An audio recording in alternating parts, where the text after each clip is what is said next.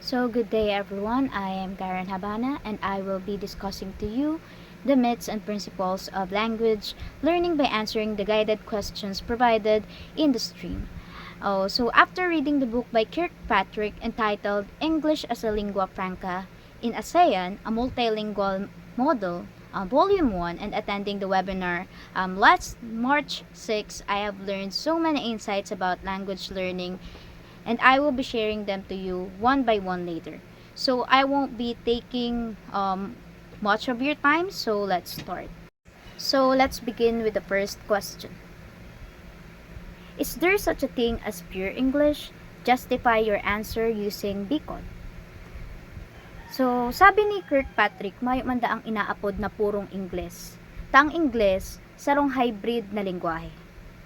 Naging posible lang ang pagkabuo kang lingwaheng ini sa tabang kang kombinasyon as in impluensya kang mangiba-ibang lingwahe hali sa mangiba-iba man na bansa. Arog kang Griego, Latin, as in nagkakapirang hali man sa Southeast Asian na bansa. Saro pa, gabos na lingwahe dinamiko. Sa madaling sabi, pwede ining magpabarabago depende sa agi kan panahon. Bakong exemption ang English igde. Ang English mapadagos na magkaigwang kontak sa mang iba-ibang lengguwahe, dagos na maimpluwensyan kani. May mga parte sa lengguwahe na mawawara asin madadagdaganing panibago, arog kang nangyayari talaga sa iba pang lengguwahe. Lalo na sa henerasyon ngunyan kung saan ang Ingles tigkonsiderang maging opisyal na international language kang mundo. Kung kaya ang mga bansa hali sa mga iba-ibang parte kang mundo kinaipuhan na adalan ini para sa ikagigian kam sa indang pamumuhay. So dahil igdi, dahil na talaga magiging puro ang English. Tang iba-ibang bansa may mga sadiring bersyon o paagi na kang paggamit ng English. Dahil man ini maapod na wrong English kasi igunangani kitang inaapod na world Englishes. Kung sa inang mga bansa may sadiring konsepto na kang English. Tapos ini nagiging normal naman sa ibang bansa, sa ibang parte kang bansa. Kaya data masasabi na ang English o ang Ingles sarong purong lengguwahe. Ta ini mabago sa pag-agi ning panahon pabor man kita o dai. The second question is, what are the 3 myths of language learning? Explain each 3 myths by providing a situational example based on your personal experience in the classroom as you learn English or as how your teachers in any level teach English. Ang mga sumusunod ay bumubuo sa mitolohiya ng pag-aaral ng isang wika o ng wikang Ingles. Una, upang matuto ng pangalang wika, hanggat maaari, tayo ay magsimula ng maaga. Subalit hindi ito nagiging epektibo dahil sa kakulangan ng kagamitan at trained teachers na magtuturo ng wikang Ingles. Natatandaan ko pa noon nung ako ay nasa kinder pa lamang dahil sa pagre-require ng aming paaralan na matuto ng Ingles sa mga bata ng maaga, sa kindergarten pa lamang ay kailangan matuto na kami ng matematika gamit ang Ingles na wika bilang panturo. Nawala namang saysay para sa akin noon dahil halos wala akong alam sa wikang Ingles. Sa aming tahanan, Bicol ang ginagamit naming wika, kaya naging mahirap para sa akin na intindihin ang matematika at madalas na makakuha ng mababang marka sa asignaturang iyon. Hanggang sa pagtungtong ko ng elementary at high school. So dahil dito, kinasuklaman ko ang asignaturang ito. At dahil bukod sa ito ay napakakomplikado, ang wikang gamit upang maituro ito ay hindi ko rin naman kinagisnan. Pangalawa, ang pinakamabisang paraan upang matuto ng pangalawang wika ay ang paggamit nito bilang wikang panturo. Maaaring ito ay may katotohanan, ngunit hindi ako lubos na naniniwalang magiging epektibo ito kung walang suporta mula sa pangunahing wika bilang tulay sa pagkatuto ng panibagong wika. Bilang isang Pilipinong mag-aaral, lumaki akong natuto ng karamihan sa mga asignaturang gumagamit ng Ingles bilang wikang panturo. Subalit hanggang ngayon ay hindi ko pa rin masasabing ako'y bihasa sa wikang Ingles. Sa halip, mas lalo lamang akong nababahalang gamitin ito dahil sa istrikto at napakakomplikadong struktura nito. Bukod pa rito, dahil karamihan sa mga asignatura ay nakasulat sa wikang Ingles, sa halip na matutuhan ko mismo ang mismong aralin, mas natutuon ang aking pansin sa pag-unawa ng wikang Ingles. Sa kabila ng pagtuturo nito mula pa kindergarten, hindi pa rin ito sapat upang lubos kong maunawaan ang bawat bokabularyo. Hindi ito makakatulong sa pagkatuto. Sa halip, magtutulot lamang ito ng matinding pressure para sa mga mag-aaral at hindi ito isang mabisang salik upang hikayatin sila na matuto ng wikang Ingles. Pangatlo, ang wikang ginagamit sa tahanan ay nakakasagabal sa pagkatuto ng pangalawang wika. Maraming paaralan sa Pilipinas ang nag-aakalang mas mainam na unahin ang pagtuturo ng wikang Ingles kaysa sa pagpapakilala ng pangunahing wika sa pag-aakalang lahat ng mag-aaral ay marunong itong gamitin. Ngunit hindi ito nakakatulong sa pagkatuto ng pangalawang wika. Karamihan sa mag-aaral na Pilipino na tanging mother tongue lang ang wikang kayang bigkasin ay nahihirapan na makilahok sa klase at matuto. Lalo na kung hindi ginagamit ng guro ang wikang kanilang kinagisnan upang ituro ang pangalawang wika. Dahil dito, nagiging halos imposibleng matuto ng maayos ang mga mag-aaral. Noon, pinagbabawalan din kami ng mga guro na gumamit ng pangunahing wika kapag ang asignatura ay gumagamit ng wikang Ingles. Kaya't nagiging mababa ang tingin ko sa sarili kong wika. Naging pamantayan ko ang Ingles bilang isang standard language na dapat matutuhan ng bawat Pilipino. Ang paggamit ng Ingles sa recitation, reporting at public speaking ay naging basihan ng kausayan at talino. Salungat naman ito kapag ikaw ay gumamit ng wikang Pilipino, kaya't marami ang pinanghihinaan ng loob na makilahok sa diskusyon sa klase. Mula elementarya, lalo na sa high school at kolehiyo, ako ay natatakot na gumamit ng wikang Ingles sa klase lalo na sa mga asignaturang kinakailangan gamitan ng wikang ito. Wala akong kumpiyansa upang gamitin ang Ingles at mas nais kong gamitin ang aking kinagisnang wika bilang paraan ng pagpapahayag. Sa halip na pagtuunan ng pansin ng pagpapahayag ng aking ideya, mas nag-aalala ako na magkamali sa aking gramatika at pagtawanan sa klase at ito ay nagdulot ng negatibong epekto sa aking pag-aaral. So let's proceed to the third question. What are the three principles of language learning as simplified by Kirkpatrick under the conclusion part of his book chapter?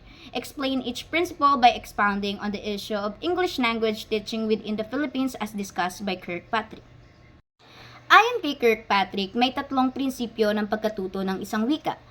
Una, kung maaari, dapat gamitin ng mother tongue bilang medium ng pagtuturo, kung hindi, nararapat lamang na gamitin ang lokal na wika.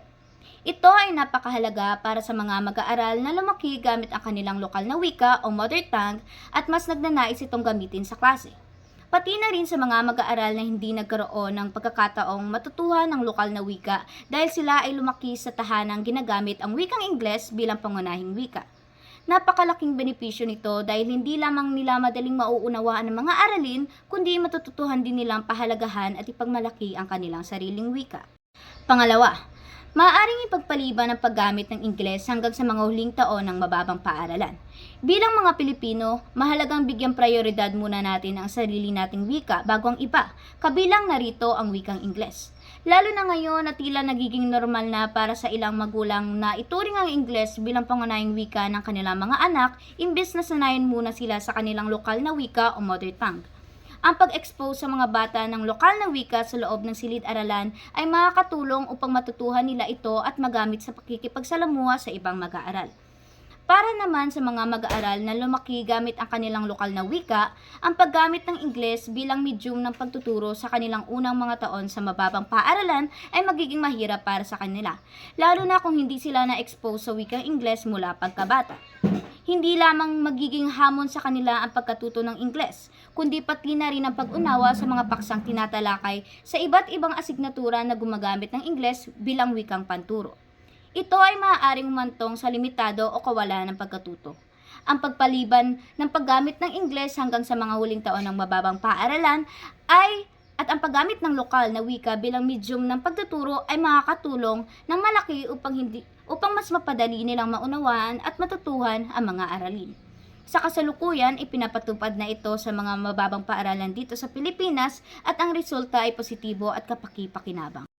Panguli, ang layunin ng mga nag-aaral ng Ingles sa multilingual at lingua franca setting ay dapat maging mahusay sa paggamit ng iba't ibang wika at hindi upang makamit ang isang idealisadong kakayahan na magsalita kagaya ng isang native speaker. Sa halip na ituro ang Ingles upang makamit ang bihasang antas ng kasanayan, dapat ituon ng mga guro ang pagtuturo sa kung paanong epektibong gamitin ang wikang ito sa pandaigdigang konteksto ng komunikasyon. Dahil dito, ang paghikayat sa mga guro na gumamit ng code switching sa klase at paghikayat sa mga mag-aaral na gawin din ito ay mas epektibo para sa aktibong pakikilahok sa klase. Dahil hindi na kailangan mabahala ang mga mag-aaral na magkamali sa gramatika at sa halip ay makapagpahayag sila ng kanilang saloobin ng walang halong panghusga, magiging mas madali at natural ang kanilang pagkatuto ng bawat aralin. Bukod dito, ang pag-aaral ng Ingles para sa multilingual proficiency ay isang malaking pakinabang dahil binibigyan nito ang mga mag-aaral ng kakayahang gumamit ng iba't ibang wika at makiangkop sa iba't ibang kultura. Hindi kailangan magkaroon ng pang-native speaker na kasanayan upang maging matagumpay sa komunikasyon, lalo na sa pandaigdigang at multikultural na mga sitwasyon. Hanggat tayo ay nagkakaunawaan, matagumpay pa rin ang komunikasyon kahit na may mali sa gramatika. At ito ay napatunayan na sa mahabang panahon. So let's move on to our last question. Why do you think the webinar speakers caution the audience of the possible bias and agenda in using AI such as DeepSeek and ChatGPT in translating local dialects to English? List one concrete and very specific situation for each of the disciplines below where data security and privacy is put at risk or even in danger when using AI apps in translating local Southeast Asian dialects to English in terms of teacher education and curriculum textbooks, law and national policy, and medicine and public health.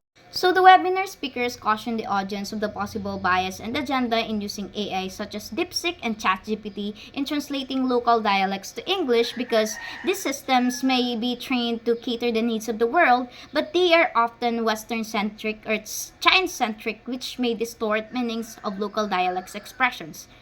In terms of teacher education and curriculum textbooks, translating indigenous history or other language books containing local dialects to English or vice versa using an AI translation will surely lead to inaccuracies due to the limitations of these AI systems in linguistic knowledge of these dialects, resulting to misinterpretations of cultural heritage, reinforcing colonial narratives, and erasing indigenous perspective. In terms of law and national policy, suppose a legal contract written in English, such as a land ownership agreement, is translated into a specific dialect using this AI system. If the AI misinterpret these legal terms, a community or citizen might unknowingly sign away their ancestral land rights due to a flawed translation. It will be difficult for them to win back the land rights because it has undergone a legal process, or worse, they won't be able to claim their land again just because of an AI system error.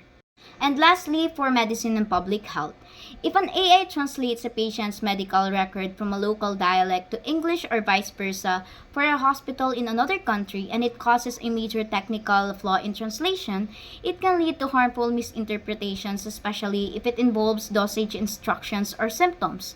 The patient could receive improper treatment, risking serious health complications.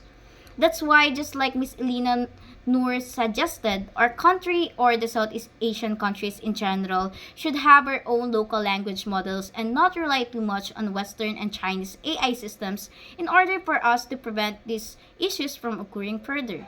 It would probably take a long time, but I hope it will become possible someday. And that would be all. Thank you.